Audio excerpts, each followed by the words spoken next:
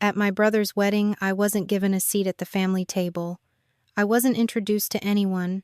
I wasn't even acknowledged. Instead, I was laughed at. Just a lowly soldier, someone whispered behind my back. My father chuckled and raised his wine glass toward the towering cake. You'll never afford something like this, Willa. Not with that uniform. Everyone laughed. I smiled. Not because it was funny, but because they had no idea who I really was. They saw a woman in a plain black dress. I was the eldest daughter they wrote off. The disappointment, the one who walked away from the family company to serve in the military. What they didn't know was that the lowly soldier they mocked holds power they couldn't even comprehend. Because 1 week later, I walked into a boardroom where my father and brother were preparing to finalize a $50 million defense contract. They didn't expect me there. They definitely didn't expect what happened next. When their CEO saw me, he stood up and addressed me in front of the entire board. "Good morning, Major General Bradley." The room froze. My father's hand stopped midair, still holding his pen. My brother's jaw dropped. Everything they thought they knew about me crumbled in seconds. If you've ever been underestimated by your own family, if you've ever been cast aside and quietly decided to rise anyway, stay with me. Because this is not just a story of revenge. It's a story of dignity, of quiet strength, and of one woman who let her silence speak louder than anyone's applause. Ready? Let me take you back to where it all began. Willa Bradley was 37 years old and had spent nearly 2 decades serving in the United States Army. She held the rank of Major General and was known in government circles for her expertise in cybersecurity and defense infrastructure. Her days were spent in briefing rooms near the Pentagon and in virtual war rooms scattered across the world. But on this day, she stood alone at a train station in Virginia, a simple black coat over her uniform, preparing to return to the one place she had avoided for nearly a decade, of home. She hadn't seen her family in 10 years, not since the day she walked out of her father's office after rejecting a job offer that would have guaranteed her a future in the Bradley family legacy. Her father, Gregory Bradley, was a towering man both in stature and ego. As the CEO of Bradley Systems, one of the largest defense contractors in the country, he wielded power that stretched from private boardrooms to Capitol Hill. Her mother, Linda, was gentler in tone but quieter in voice. Willa remembered her mostly as a woman who watched from the sidelines, supportive but not defiant, loving but restrained. Then there was Nathan, her younger brother by 5 years, the pride of the family, the golden boy who had become the company's CFO before the age of 35. Willa hadn't spoken to him in years. The invitation to Nathan's wedding had arrived 3 weeks ago, typed, not handwritten, and addressed simply, Willa Bradley. There was no dear, no, we hope to see you, just a time, a date, and a location, a 5-star hotel in the heart of D.C. She didn't need to guess what kind of event it would be: luxurious, showy, full of guests who only knew one side of the Bradley family legacy. She had no intention of attending. Not until her mother called. It was a short call, stiff at first. Linda's voice had aged, a bit more hesitant than Willa remembered. There was a pause before she spoke. "I know it's been a long time," she said softly, "but it would mean something to me if you came. Just for the ceremony. For me." Willa didn't answer immediately. She thought of how many times she had served in silence, stationed in remote parts of the world, while her family celebrated birthdays, anniversaries, press features, and product launches. She thought of how many articles featured her father and brother shaking hands with senators, while her own contributions were classified, buried in restricted files. And yet, her mother's voice still had a pull on her, so she said yes, quietly, without promise, without warmth. Now, as the train pulled into the station, Willa braced herself. She had faced foreign threats, cyber-sabotage, national emergencies, but this was different. This was personal. The weight of her decision wasn't about the wedding or the ceremony. It was about returning to a world that had no idea who she had become. To them, she was still the girl who walked away from the family empire, The soldier who had turned her back on millions of dollars and a corner office, the disappointment. The last time she'd seen her father, he stood behind his desk and said, "If you leave this office, don't expect to come back." She had left, not just the office, but the house, the family dinners, the Christmas cards, and for a long time, she had made peace with it. She wasn't angry anymore. She had learned to live with absence. But as the train approached her old city, she realized this visit wasn't about closure, it was about confrontation. She didn't come to prove anything. She didn't come to make a scene. She had simply made a promise to her mother. But something in her gut told her this trip would not be simple. Not with Gregory. Not with Nathan. The Bradley men had long ago decided who she was, what she wasn't, and more importantly, what she'd never be. She didn't expect a red carpet. She didn't even expect civility. But she did expect truth, at least for herself. Willa stepped off the train and walked into the cold evening air. The city hadn't changed much. The buildings were taller, the skyline brighter, but the air carried the same cold distance she remembered. She booked a car to the hotel listed on the invitation. She didn't call ahead. She didn't tell anyone she was coming. As the car drove past familiar roads, past signs bearing her family's company name, Willa stared out the window in silence. Somewhere out there, Gregory and Nathan were likely preparing for the big day perfect tuxedos, photo ops, and smiling guests. Somewhere, her name might be mentioned in passing. Or maybe not at all, but she would be there, quiet, observing, not demanding space, but refusing to be erased. They had written her out of their world 10 years ago, and yet, now she was walking back in on her own terms, not as a daughter seeking approval, not as a sibling longing for reconciliation, but as Willa Bradley, a soldier, a leader, a woman who carried power in silence. And while they might not know it yet, everything was about to change. Willa adjusted the hem of her navy blue dress uniform as she stepped out of the car. The Grand Belrose Hotel loomed before her like a marble fortress draped in luxury. The red carpet, the golden lighting, the soft strains of classical music drifting from inside it was all exactly what she remembered from her family's world. Ornate, extravagant, performative. She paused for a moment, exhaling slowly, then moved toward the entrance. The hotel staff greeted her politely, one young woman checking her name off the list with the kind of vaguely confused smile Willa had seen countless times. Bradley.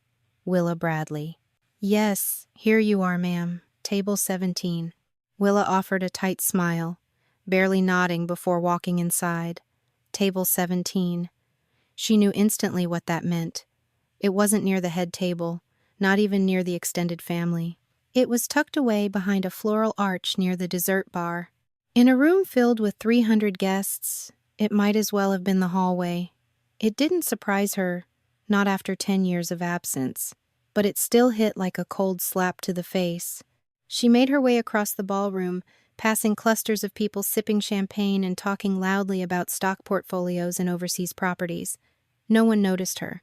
A few turned their heads, briefly curious about the woman in uniform, then turned back to their conversations as if she were a hotel employee walking through the wrong door.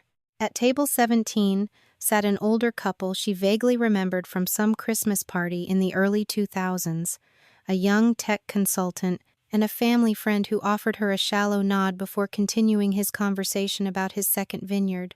She pulled out the chair, sat down, and folded her hands in her lap. From the center of the ballroom, the crowd erupted in applause. She looked up just as Nathan, her brother, stepped onto the stage with his new bride, Eliza. They looked like a magazine spread him in a tailored tuxedo, her in a dress that shimmered like morning frost.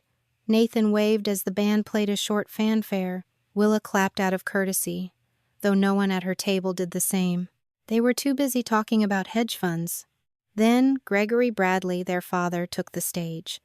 Silver-haired, tall, in his signature gray suit and white pocket square, he held up a glass of vintage champagne and raised it high. "To my son Nathan," he began, his voice commanding the room, A man who has not only taken our company to new heights, but who also begins a new chapter today with the love of his life.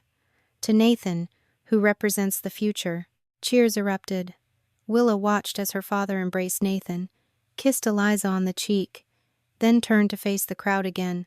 "There are moments in a father's life," Gregory said, pausing for effect, "when you can look at your children and say, 'Yes, I've done something right.'" Laughter, applause. Not once did his eyes glance toward table 17. Not once did her name cross his lips, as if she were air, as if she were nothing. As the crowd settled, a man at the table behind her leaned toward his wife. "That's the other Bradley, isn't it?" he whispered. "Still in the military? You'd think she'd have moved on by now." The woman chuckled softly. "Maybe she likes it. People like that. They need someone to give them orders." Willa didn't flinch. She didn't turn around, but her spine straightened. Later, as guests made their way to the buffet, she walked slowly toward the dessert table. She didn't care much for cake, but it was something to do, somewhere to go. That's when she overheard it. Gregory, standing with 3 longtime business partners near the champagne fountain, laughed. It was a rich, cutting sound, the kind he reserved for those moments when he wanted to remind the room of his status. "She wears that uniform like it's a crown," he said casually, not knowing she stood within earshot. "But let's be honest, when will a soldier ever afford a cake like this?" One of the men chuckled. "Or even be invited to a wedding like this?" Gregory smiled. "Exactly." On the train ride back, Willa stared out the window, her grip tight on her suitcase. The laughter and sneers echoed in her mind, but she whispered to herself, "They think I'm a shadow, but I'll be the storm." The next morning, she stepped into her Pentagon office, ready to face the secrets of her own family. Willa woke early the morning after the wedding, the stale taste of disappointment still clinging to her mouth like cold ash. Her military training had conditioned her to dismiss emotion, but some wounds seeped deeper than any she had endured in combat. As she laced up her boots, she caught her reflection in the full-length mirror-decorated chest, proud shoulders, the insignia of a major general gleaming with quiet authority. Yet none of that had mattered last night. Not when she was treated like a distant cousin who'd stumbled in uninvited. They had laughed. Her father had smirked. And not one person in that lavish ballroom had seen the soldier, only the daughter who had walked away from wealth to chase something they never respected. As she stepped into the early morning cold, her mind drifted to the beginning. 20 years ago, she stood on the cracked asphalt of Fort Benning's training grounds, a scrawny 20-something with determination in her bones and fire in her blood. She was one of 5 women in a cohort of 200. Most of the men ignored her. Some mocked her. Others made bets on when she'd quit. But Willa never quit. She outran them, outshot them, outthought them, and when she collapsed into bed each night with aching muscles and bruised ribs, she reminded herself why she was there, because her father said she couldn't do it, because she needed to prove to herself that she didn't need the Bradley name to be someone. She quickly rose through the ranks not because of connections, but because of results. Her mind was sharp, her instincts sharper. By 30, she was leading her own cybersecurity unit. At 32, she was handpicked to command Operation Iron Shield, the military's most sensitive counter-cyber offensive. An unidentified foreign state actor had penetrated the Department of Defense's primary data clusters. Millions of sensitive files were moments from being compromised. Willa's team responded in less than 5 hours. They not only traced and blocked the breach, but launched a counter-infiltration that exposed an entire spy network. No casualties, no headlines, just silence and the quiet satisfaction of having protected millions without ever needing applause. That mission earned her the NATO Medal of Distinguished Cyber Defense, a ceremony in Brussels, international media coverage, her name whispered among top Pentagon brass. She sent a formal invitation to her family, her father, her mother, even Nathan. She included flight accommodations, VIP seating, a personal letter, no response. Not even a declined RSVP. Days later, she called her mother. The conversation was brief, evasive. "We're so proud of you, sweetheart," Linda had said. But when Willa asked again about the ceremony, her mother stammered something about business travel and Greg's schedule. She hadn't even known what country Willa was in. She remembered ending the call and staring at the hotel room ceiling, her medal still in its velvet box on the nightstand, unopened. For most people, that might have broken them. But Willa had long accepted that her family's affection came with conditions she had no intention of meeting. Her promotions, her medals, her clearance level, they all existed in a separate universe from the one her family lived in. Her world was one of firewalls, black ops, classified data transfers, and invisible threats. Their world was marble offices, private jets, and boardroom applause. And yet, no matter how far she rose, she remained the daughter who ran away. In her father's eyes, Nathan was the heir, the future, the embodiment of everything the Bradleys stood for. Willa was a stray capable, sure, but always a little out of place. It didn't matter that the military had entrusted her with decisions that affected global stability. To Gregory Bradley, she was still the girl who'd walked away from a corner office to play soldier in the dirt. That unspoken judgment, that silent dismissal, had followed her through every deployment, every operation. It echoed in every unopened email, every ignored voicemail. And last night at the wedding, it became a roar masked in polite smiles and backhanded remarks, but loud enough for her to feel it in her bones. "You'll never afford a cake like this," her father had sneered. And maybe to him, that cake symbolized everything he thought she lacked. But Willa wasn't interested in sugar and frosting. She was interested in the classified folder now sitting quietly in her travel bag, one stamped with Nexora Dynamics project code. She hadn't come to the wedding to be seen. She had come because something bigger was coming, and she intended to face it in full uniform. Standing now in the stillness of morning, the wind brushing against her face like an old friend, she whispered the words only she could hear. "I'm a major general, but to them, I'm still the daughter who left." Her eyes didn't waver. "In 1 week, they'll know who I really am." Certainly. Willa sat alone in her modest office at the Pentagon, the early morning light barely piercing through the blinds. The air smelled faintly of brewed coffee and cold metal, a scent she had long grown used to. She had returned to base just days after her brother's wedding, but the memory of it lingered like a sour aftertaste. The laughter, the whispering, the way her father dismissed her existence with a smirk and a single line about a wedding cake, it all still echoed in her ears. But today, those memories took a back seat. A folder lay open on her desk, stamped classified. Inside was a document that would tie her personal life and professional duty together in a way she never imagined. Colonel Dana Reed, a seasoned officer with a reputation for ruthless efficiency, had briefed her just hours earlier.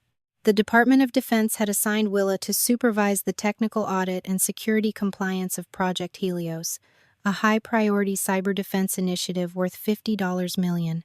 The stakes were monumental. Project Helios wasn't just another piece of government red tape. It was set to form the backbone of America's next-generation defense grid, guarding everything from drone systems to nuclear command lines. Willa had seen countless contracts before, but when she flipped through the proposal file and saw the name of the primary contractor, her fingers froze. Bradley Systems, her family's company. The empire built by her father Gregory Bradley, now managed financially by her brother Nathan. The very people who had laughed at her uniform, who had sat her at the back of the room like an afterthought, were about to stand across the boardroom table from her. Only this time, she wouldn't be wearing a black dress blending into a sea of strangers. She would be in full uniform, decorated, respected, in command. She didn't smile. She didn't frown. She merely leaned back, exhaled slowly, and picked up her pen. The name on the paper didn't change her duty. If anything, it sharpened it. By noon, Willa had pored over every line of the preliminary report. Bradley Systems had proposed an impressive set of deliverables: adaptive firewalls, quantum-proof encryption protocols, and real-time AI-driven threat monitoring. On the surface, it was a gold standard submission. But Willa had learned long ago that impressive language could hide dangerous omissions. She scanned the financial breakdown again, methodically. Her training had made her fluent in more than just code and defense systems. She understood the language of money. When she reached the section labeled International R&D Partnerships, her eyes narrowed. A line item stood out: Singapore R&D licensing fee, $47 million. She blinked once, leaned forward, and reread it. There was no subdescription, no attachment, no timeline, just a single, vague line representing nearly the entire budget of the project. She opened a secure line to Colonel Reed. "Sir, I found something." Reed's voice came through crisp and low. "Go on." "There's a $47 million allocation marked as a licensing fee to a Singapore subsidiary.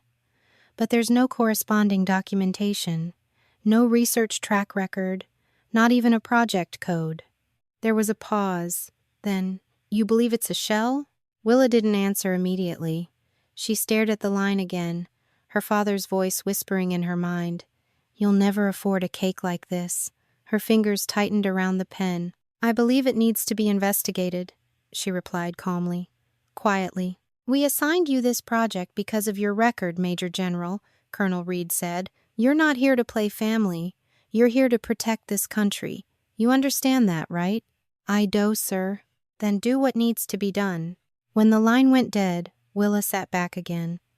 The Singapore listing was too large and too vague to be overlooked, and the fact that it was tied to her father's company made the situation 10 times more precarious. If this was a legitimate error, it needed to be corrected immediately. If it wasn't, if it was a hidden funnel or a cover-up, then Bradley Systems might be playing a dangerous game with national security. She closed the folder and secured it inside her desk's biometric drawer. For the first time since the wedding, a different kind of fire burned in her chest. This wasn't about revenge. Not anymore.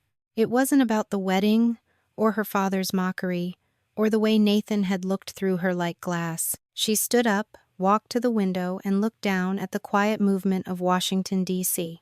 The buildings, the people, the invisible data streams humming beneath the city's surface. This was the world she'd sworn to defend. Then she whispered to herself, voice like steel beneath velvet, "I don't want revenge, but justice doesn't need to stay quiet." Willa stepped into the sleek glass tower of Bradley Systems, just as the city skyline glinted in the late morning sun. Her dress uniform was crisp, her metals catching the light with a subtle authority. Every step echoed through the marble floor of the lobby, sharp and certain. Employees stopped mid-stride, giving her sideways glances, their eyes flicking to the stars on her epaulettes, the military bearing in her posture. She was no longer the quiet sister. No one remembered she was Major General Willa Bradley, and she had come to reclaim her name, not with noise or vengeance, but with presence. The assistant who came to escort her stammered slightly when reading her name on the clipboard. "Major? Bradley? This way, ma'am." She led Willa past a sea of high-ranking executives and well-polished interns who were gathering for the quarterly board meeting. None of them recognized her yet. They didn't know the soldier who'd once been left off the family Christmas card was now holding the pen over their most valuable contract. But they would. The elevator rose silently. Every floor, another layer she shed of the humiliation from a week ago. The laughter at her brother's wedding still rang in her memory, her father's condescension, the smirks, the dismissive tones. They had looked at her uniform as if it were a cheap costume. Her brother's bride hadn't even acknowledged her presence, and her own father had joked within earshot, "When will a soldier ever afford a cake like this?" No one objected. No one defended her. She had merely smiled, then whispered to herself, "We'll see." Now, the top floor came into view, floor 63, executive boardroom level. The doors slid open with a quiet hiss. She walked through the carpeted hallway, passing black and white portraits of company founders and innovation milestones. Her father's photo was centered, smiling in a navy suit with arms folded, as if challenging anyone to match his legacy. She paused for only a moment, then entered the boardroom. The long table was surrounded by executives in dark suits. On one side sat Gregory Bradley, her father, flanked by Nathan, her younger brother. Gregory looked powerful, self-satisfied, already mid-discussion about their upcoming contract. Nathan scrolled through something on his iPad, lips curled with confidence. Neither looked up when the door opened. But one man stood: Robert Callahan, the CEO of Bradley Systems and an old contact from Willa's work with NATO.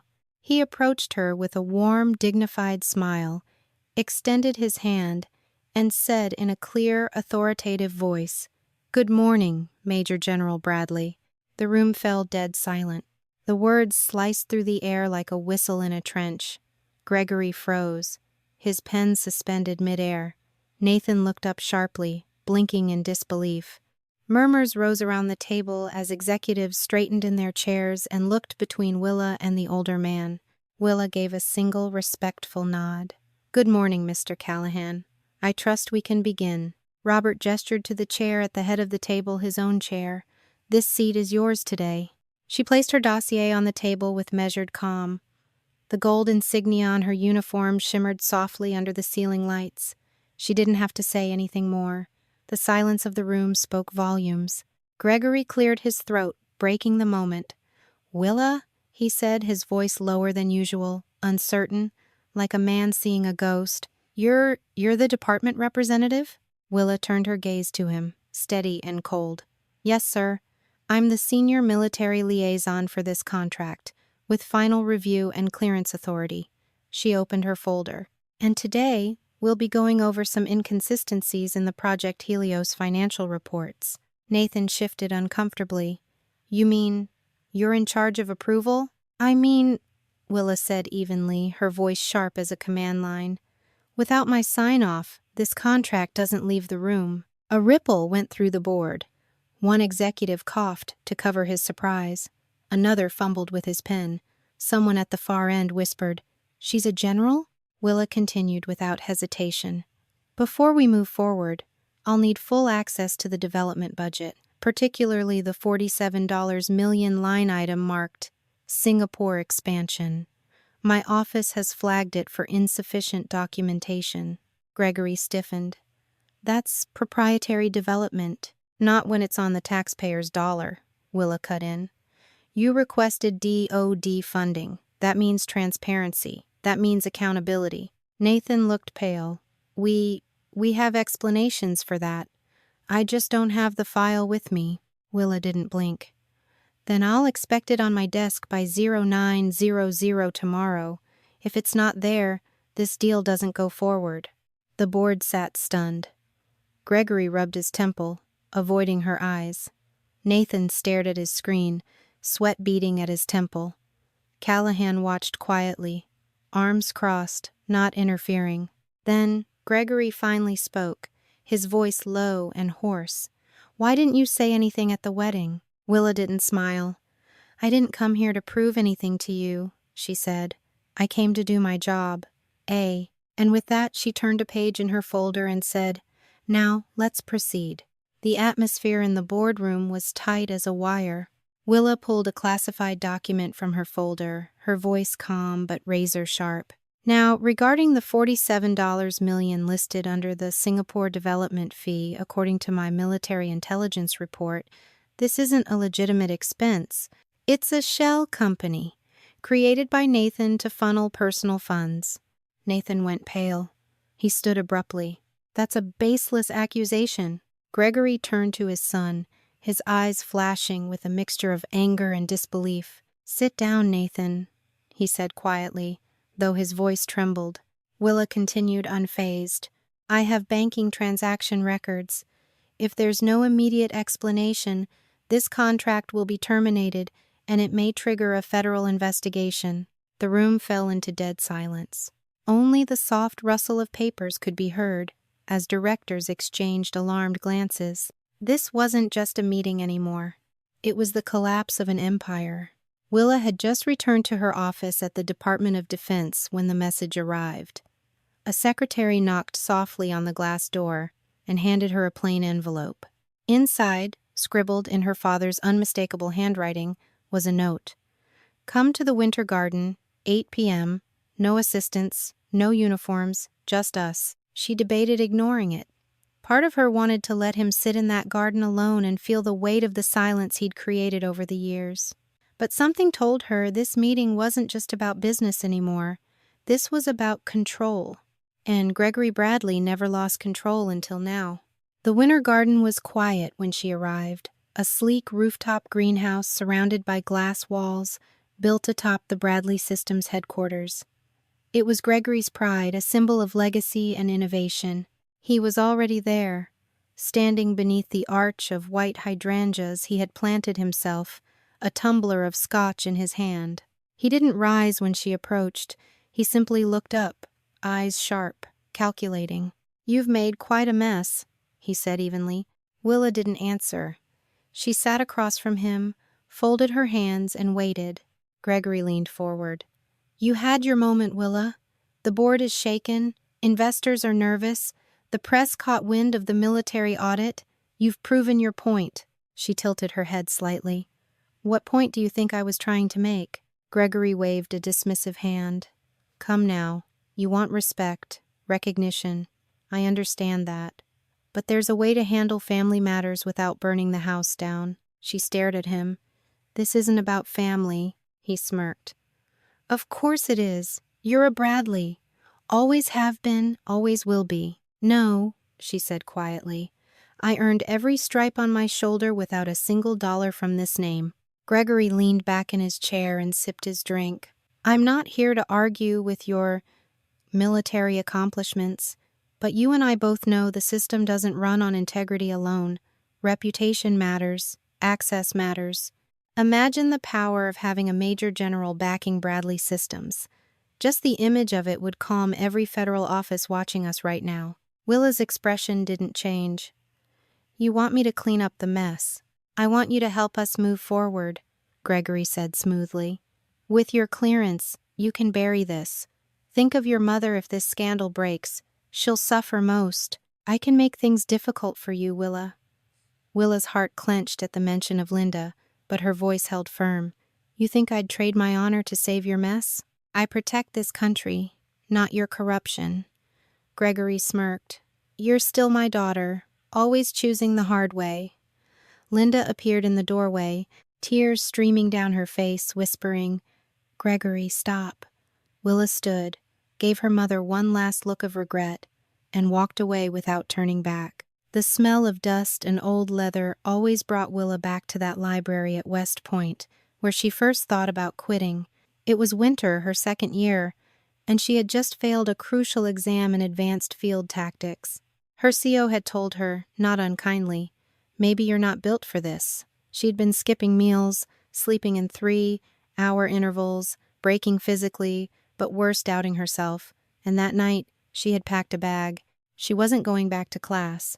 She wasn't reporting for morning drills. She was done. Then Tina Monroe had found her.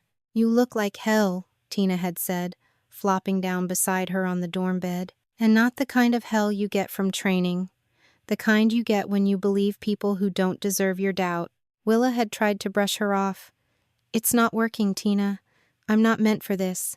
I'm not like you. You're faster, sharper. You belong here." Tina had smiled. "No, I'm just more stubborn. And so are you. Which is why I'm not leaving this room until you unpack that damn bag." They had stayed up all night talking. Not about war or tactics, but about grit. About being women in a place built by and for men. About not giving them the satisfaction of watching one of them fail. Years passed. War zones came and went. Careers diverged. But that moment never left Willa. And neither did Tina. Tina had once confided in Willa during a long night in an Afghan desert. "Nathan said I was impressive, but not suited for his high society life," she'd said, voice bitter. "My uniform was for taking orders, not attending galas." Willa had hugged her, vowing Nathan would never hurt anyone else like that. Now, Tina was the one poised to turn the tables. Now, 2 decades later, Tina Monroe was no longer just her best friend, she was Deputy Director of Defense Procurement. The same woman who once dragged Willa out of doubt was now the person whose signature could stall or sink Bradley Systems' multi-million-dollar bid. And that wasn't a coincidence. It was Willa's plan. She had looped Tina in discreetly 2 weeks before the official review. After she saw the Singapore development fee in the contract, she knew the audit had to go deeper, and she knew the perfect person to help uncover the truth with both precision and emotional distance. Tina had agreed immediately. "I owe you nothing," she'd said, tapping the file, "but I owe justice everything."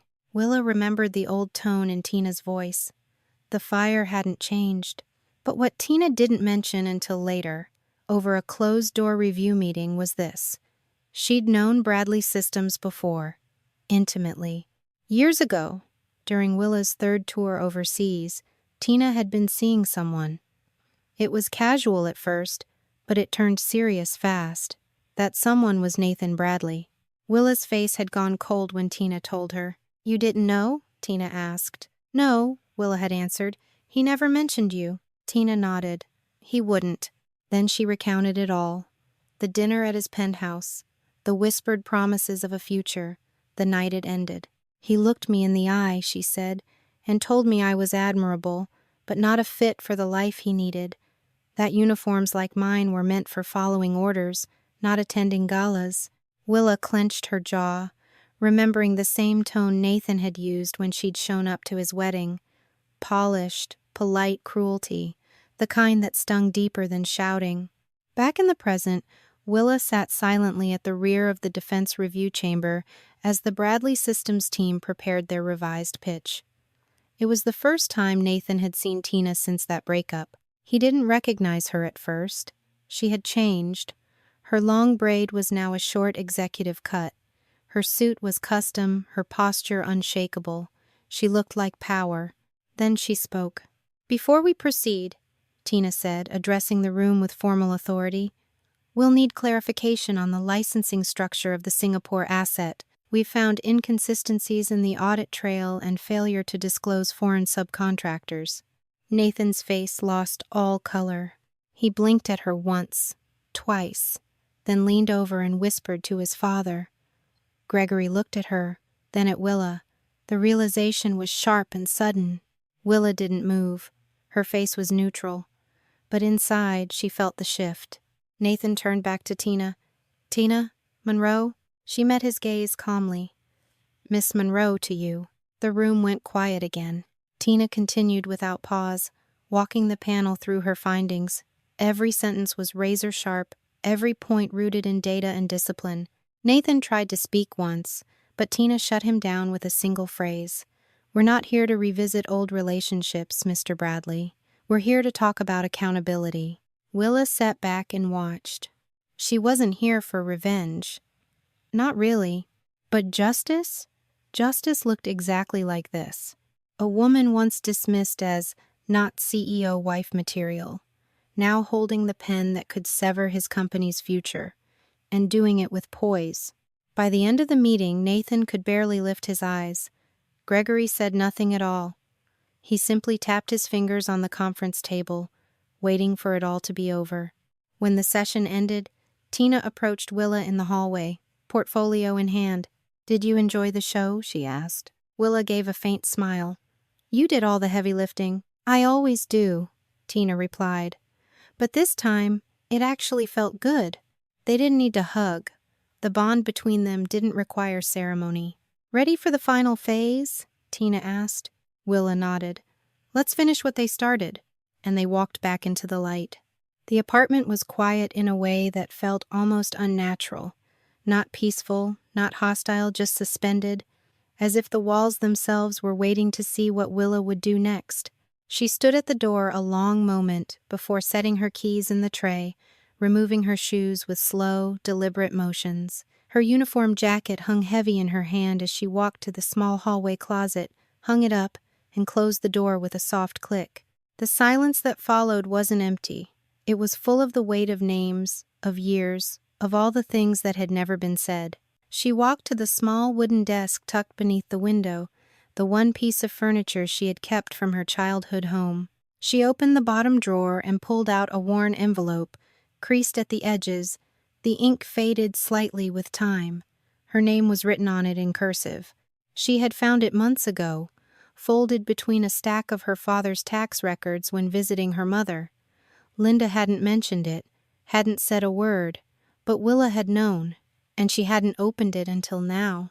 She slid her finger gently under the flap and pulled out a single page, written in her mother's careful, looping script. Dear Willa, I know I should have written this long ago, but I never knew how. You've always been stronger than me. You chose a life I didn't understand, still don't. But I see now what it made you. I see the weight you carry, and I see that you were never the disappointment your father said you were. I just didn't have the courage to say it when you needed to hear it. I watched you walk away, and I told myself it was your path. But it was my silence that hurt us both. I should have stood up. I didn't, and I'm sorry. I miss my daughter. I love her, and I hope one day she knows that. Willa read the letter twice, then folded it carefully, placing it back in the envelope. She didn't cry, but the silence shifted again deeper now, tinged with something like release. She walked to the kitchen counter where the mail had piled up from the past week. A cream-colored envelope caught her attention. No return address, but the handwriting was familiar. She opened it gently. Inside was a short note, written in block print. Major General Bradley, I've sat through more boardrooms than I can count.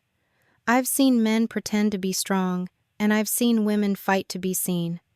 But I've never seen anyone do what you did, not with so much control and dignity. My daughter is 6. When she grows up, I hope she walks like you do. Respectfully, Robert Callahan.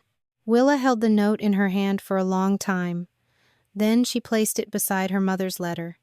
She didn't frame them. She didn't hang them. She just left them there, side by side on the table, proof that words, even late, still mattered. She returned to her desk, opened her laptop to check the project status reports. 2 days later, Nathan appeared at the base gate, his suit rumpled, hair slightly disheveled. Willa, I came to say it in person, he said, voice unsteady, eyes avoiding hers. I thought I was leading this family, but I was just chasing Dad's shadow. I was wrong about you, about everything. Let me make it right. Willa looked at him, not with anger, but with a weary calm. Fixing things doesn't erase the past, Nathan, she said softly, but it's a start. She turned back toward her office, leaving him standing in the cold morning air. Instead, she stood, walked to the window, and looked out at the city below. The sky was bruised with evening, colors bleeding into one another. Indistinct but vast. Her reflection stared back at her in the glass, older now, harder in some ways, softer in others. She didn't know what tomorrow would hold. The contracts might fall. Her family might drift further away, or not.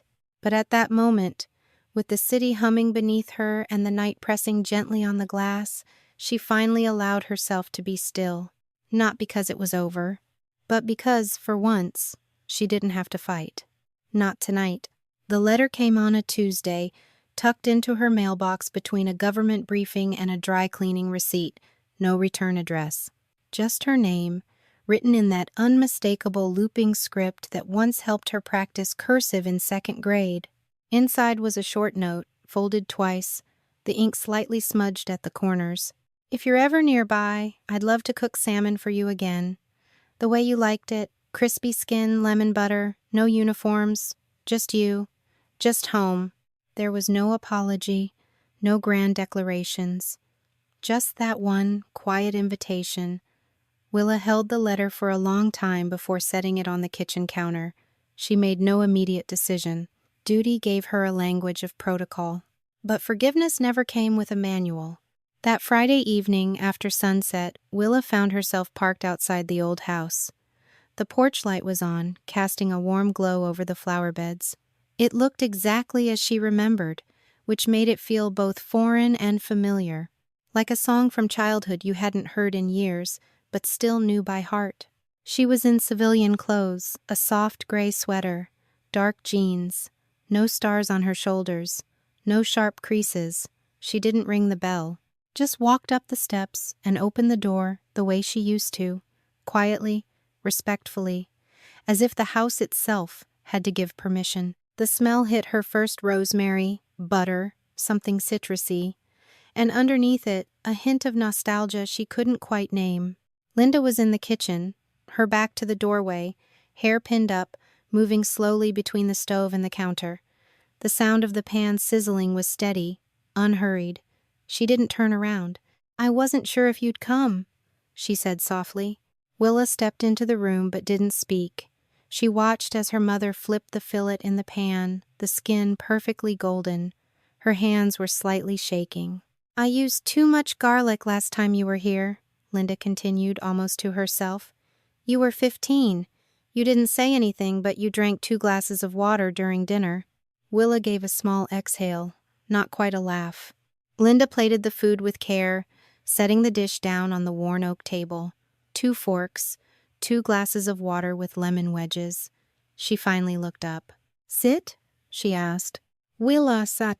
They ate in near silence, but in Willa's mind, memories surged. Her mother teaching her to tie her shoes at 5, voice soft and patient. She was the only one who ever believed in me, Willa thought.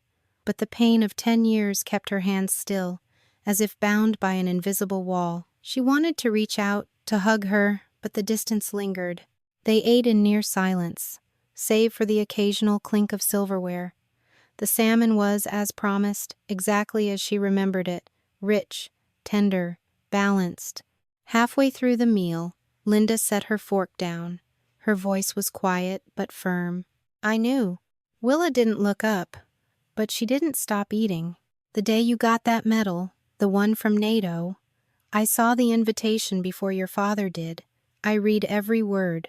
There was a pause, long enough to stretch. "And I didn't say anything," Linda whispered. "Not even to you. I let him tear it up. I let him act like it had never come." Willa still didn't respond. Linda's hands folded tightly in her lap. "I was afraid. Afraid he'd say I was choosing you over him. Afraid he'd leave. Or worse, cut you off even more." She took a breath, unsteady. "But the truth is, he didn't need my silence. I gave it freely, because I thought if I stayed quiet, things would stay together." Another pause. They didn't. Willa set her fork down.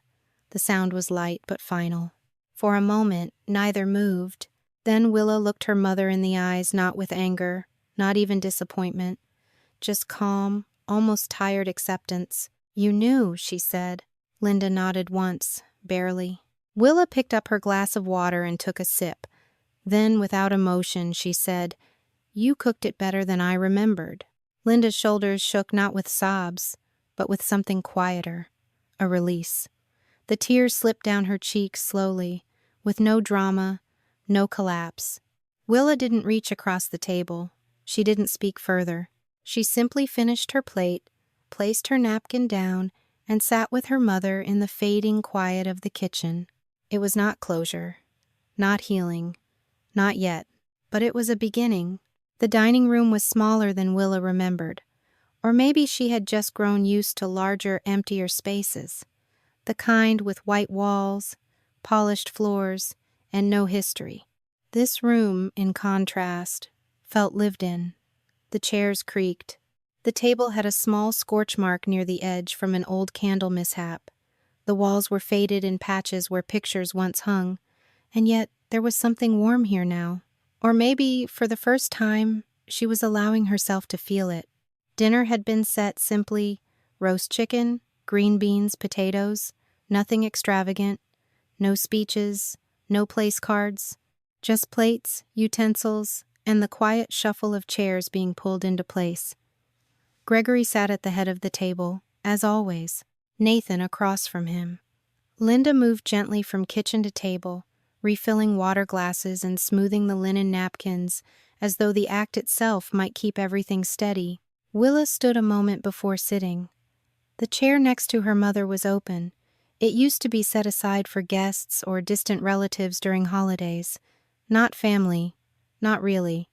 But tonight it had no label, just space. She sat. No one spoke for the first few minutes. The clink of cutlery was the only sound in the room.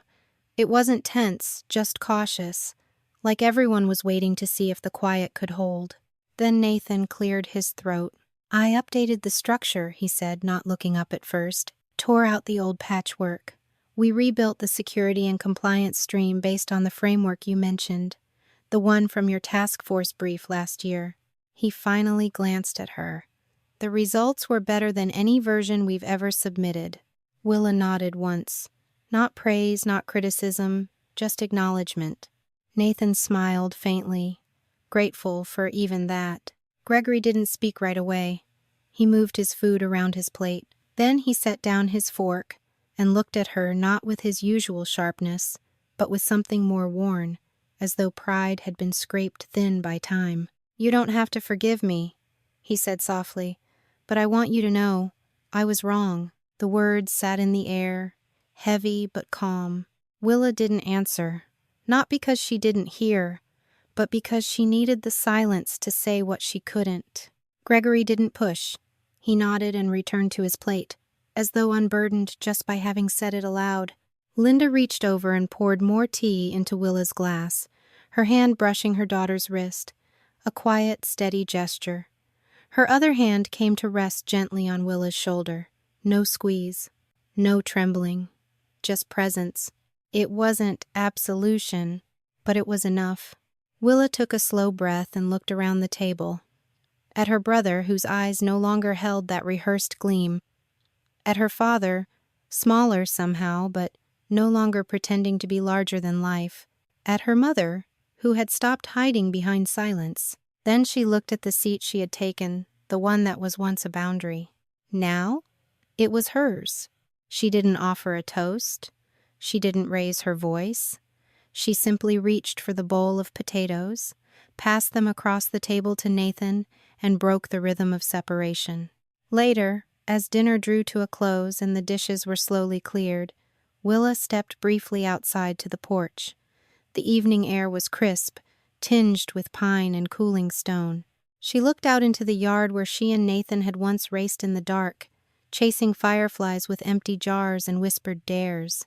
Her mother joined her after a few minutes, wrapping a cardigan around her shoulders. "You came," Linda said, voice quiet. "I wasn't sure I would," Willa admitted. "I wasn't sure you should."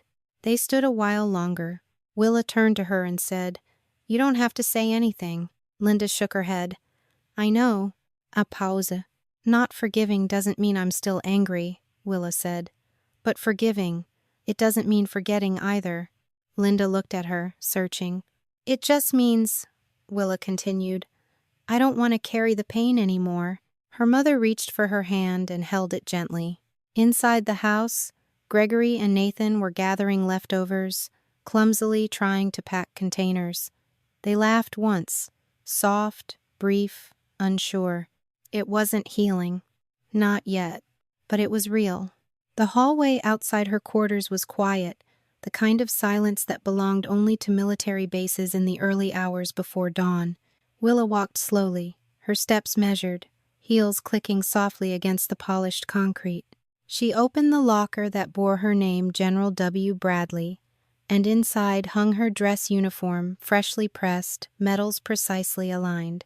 Beside it, on the small inner shelf, she placed two things: a folded letter from her mother and a photo of Tina Monroe taken just last year smiling, windblown on a tarmac in Germany, eyes still defiant. She stared at the uniform for a moment longer before reaching up and gently brushing a speck of dust from the collar. It wasn't just fabric and thread, it was weight, memory, identity, and it was hers earned in silence, without applause, without the need for approval from anyone who had ever turned their back on her. Later that morning, a formal envelope arrived. It came through her office inbox, routed through 2 levels of administration, and marked with the seal of the Defense Department. Inside was an invitation official, embossed, impersonal. Major General Willa Bradley, is invited to stand on stage alongside the senior executive team of Bradley Systems in recognition of the successful launch of the EagleNet Cyber Defense Program and in honor of intergenerational contributions to national defense. She read it twice. Then she folded it neatly and placed it into the recycling bin beside her desk. That evening, she composed a letter not long, not angry, just final. To whom it may concern, I respectfully decline the invitation. While I am proud of the work completed, I will not stand beside individuals who once dismissed both my service and my integrity. Respect is not retroactive. It is earned in real time. Sincerely, Major General Willa Bradley. She signed it with a black pen, slid it into an envelope, and handed it to her aide with no further instruction. 2 days later, while walking back from the gym, a junior officer approached her near the mess hall. "Ma'am," he asked carefully, "I heard your family was part of the event next week. Any chance you'll be there?" She paused, watching a line of cadets jog across the field in formation. "I don't think so," she said. The officer hesitated. "Not even to see them again?" She looked him in the eye, calm and direct. "I'm not sure I'll go back, but now, at least they know who I am." The conversation ended there, but something in her chest felt lighter, cleaner. There were no fireworks, no dramatic confrontation, just distance and dignity. That night, she stood by the window of her quarters. The lights of the base stretched in orderly lines across the compound. She could hear a helicopter winding down somewhere on the tarmac, the distant whir gradually giving way to quiet. The stars above were crisp, unblinking. Her reflection looked back at her from the glass, older now, marked by war, by time, by betrayal, and by resolve, but whole, undiminished. Willa didn't smile. She didn't cry. Instead, she walked to her desk, pulled out the invitation to the Bradley Systems event, and placed her NATO medal on top of it. "They can keep their stage," she whispered, sliding both into an envelope addressed to her father. She sealed it with steady hands, a final act of closure. Some victories don't need applause. Some truths don't need shouting. And some women like Willa don't need permission to stand tall.